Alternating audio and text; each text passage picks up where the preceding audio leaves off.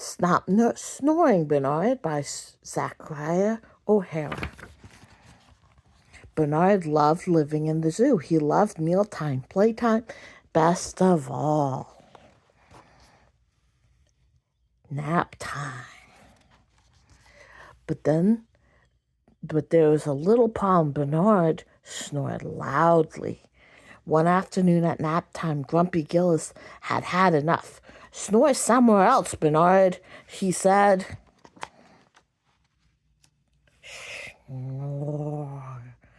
Bernard tried sleeping in a lake, but that didn't work. "Stop snoring, Bernard."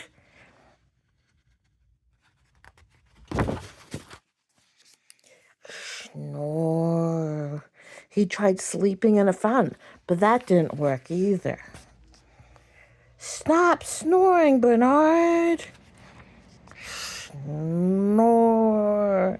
He even tried sleeping in a puddle, but that really didn't work. "Stop snoring, Bernard." Snore, snore, snore.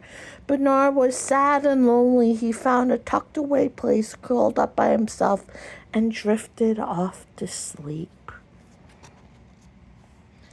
The other artists missed Bernard. They searched for him all through the night. "Bernard! Bernard! Bernard!"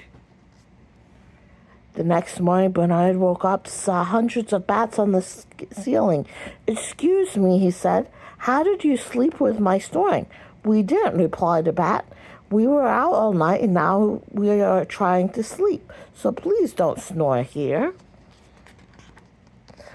Bernard felt terrible. There wasn't any place he could sleep without bothering somebody. He trudged towards the zoo gate, but then he heard something. The other artists, "We couldn't sleep without you," said Grumpy Gills, "and I'm sorry I yelled. Please come back." And from that day on, everyone napped happily. Well, almost everyone.